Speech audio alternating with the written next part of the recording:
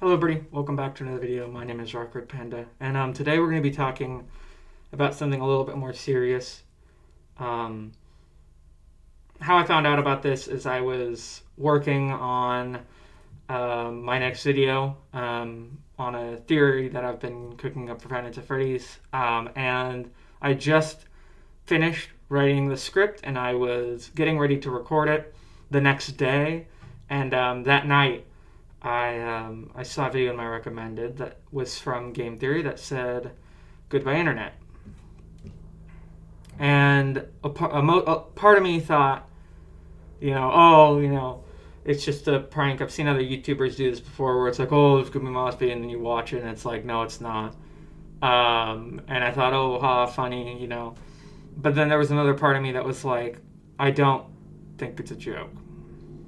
And I ended up watching it, and I think it was the first one I watched from start to finish without stopping in a long time for MatPat.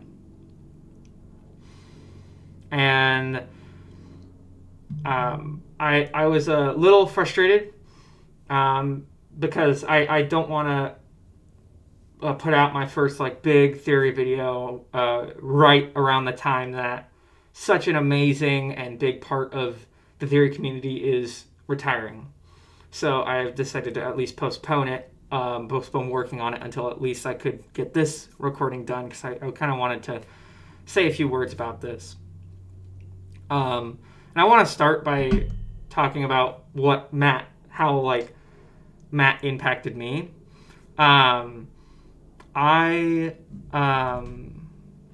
I first watched Matt when I was pretty young, and he really is what got me into Five Nights at Freddy's in the first place.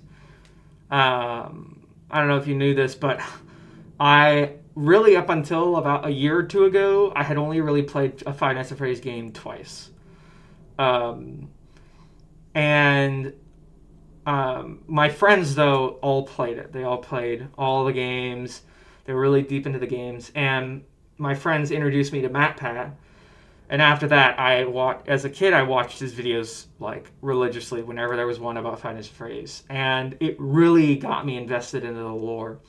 And I would spend so much time watching these videos, and thinking about, what does it mean? How does this fit into the larger picture? And it really just made me excited to learn more about Five Nights at Freddy's. And I would even when I'm done, I'd turn around and tell my mom everything I learned, and she wouldn't always be, very happy that I was interested in such a disturbing story as Five Nights at Freddy's, but she still let me watch it, I think, because she knew how much this kind of meant to me, figuring out this timeline, figuring out this lore of this game. And it really kind of got me into doing theories in the first place. A lot of my videos have been Five Nights at Freddy's series, and that's mainly been because of influence from MatPat. And on a broader level of not just me, but the community, I can't speak for everybody, but I feel like I think some people might agree with me about how Matt really was an integral part in building up the Five Nights at Freddy's community into what it is today. He brought the kind of platform of theorizing and lore to the mainstream stage. And so many of us became theorists and became Five Nights at Freddy's fans because of his videos. And in a time when it was everything felt like rumors and you didn't really know it was true, Matt was kind of somebody who you could go to, watch his videos. He would deep dive into what he thought was true or not, and you could really kind of get an index on what is just a rumor and what is actually potentially true. And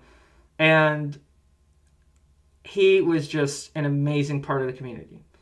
And I feel like he was the central part of the community up until now. And I feel like he did such a good job building up the community that now that he's retiring, it won't just collapse. It won't just everybody will lose interest and nobody will care anymore, because he was trying to, use his theories.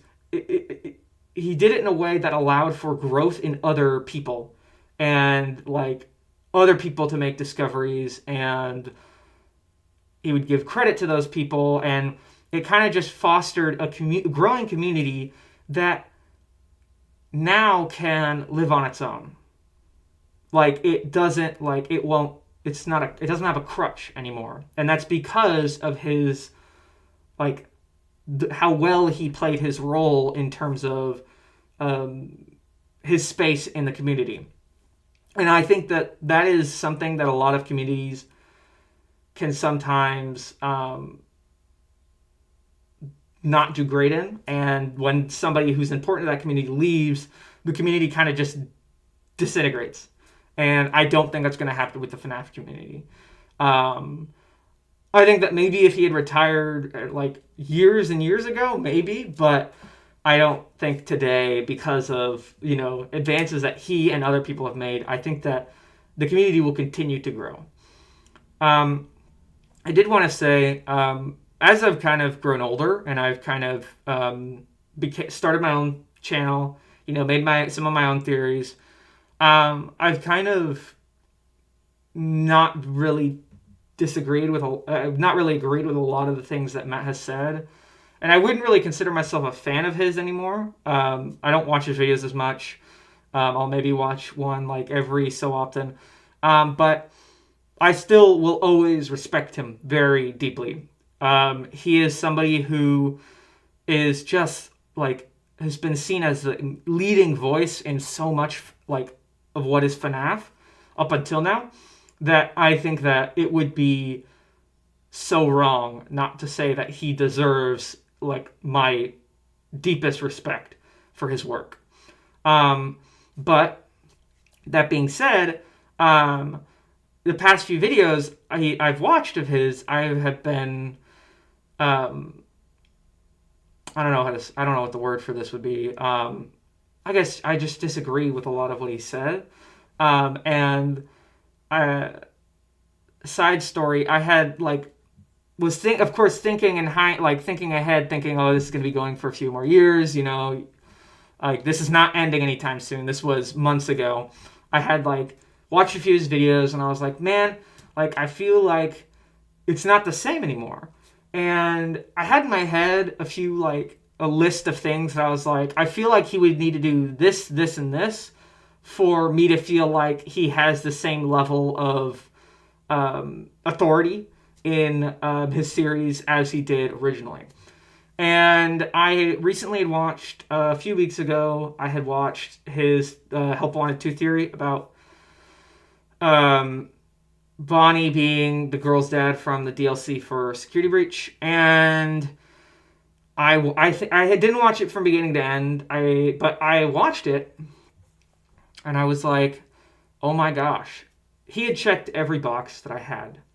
And it was an amazing experience watching the video again, because watching that really brought me back to what I felt like when I was like really young watching his videos. That level of like, oh my gosh, like, what?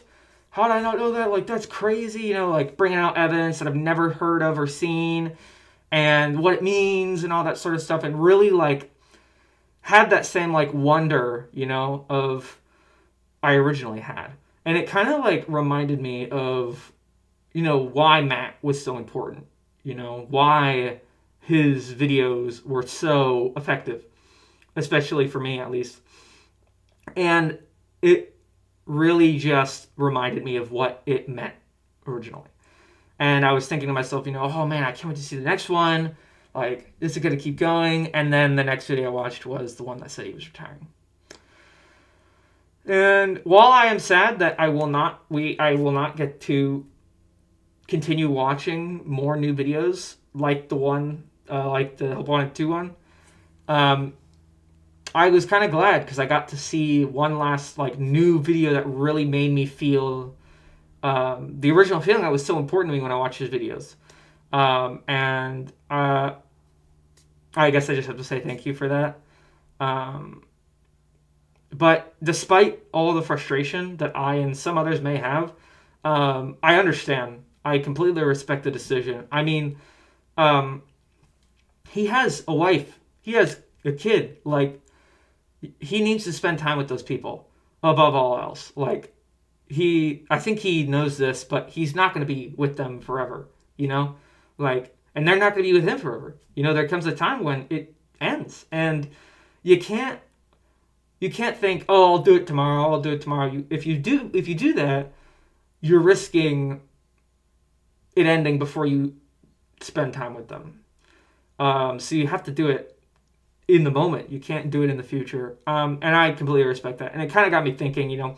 There are other YouTubers that I watch that are like, yeah, I have a kid. I'm like, oh my gosh, like I think we're reaching a stage where the YouTubers that we grew up with, of course they're getting older. I mean, we're all getting older, but they're getting to that age where it's like, you can't do YouTube forever. It gets to a point where it's not that everybody loses the passion to do it. I think that a lot of people, not a lot of people, but some people don't.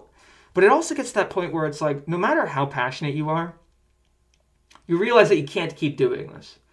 Like, you kind of realize that it's like, I'm getting, I know that saying, I'm getting too old for this, Like, it's, I don't know, we always have a stereotype of younger people playing video games. And that stereotype, I don't know if it does impact people, but I do think some people it might wear on them and think like, I don't think that I am at the age where I can keep playing video games, making theories, like making skits, whatever.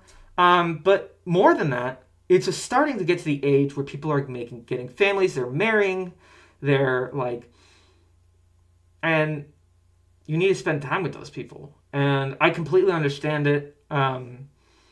Anybody who decides to retire, if I was in their position, I'd probably do a similar, if not the same thing.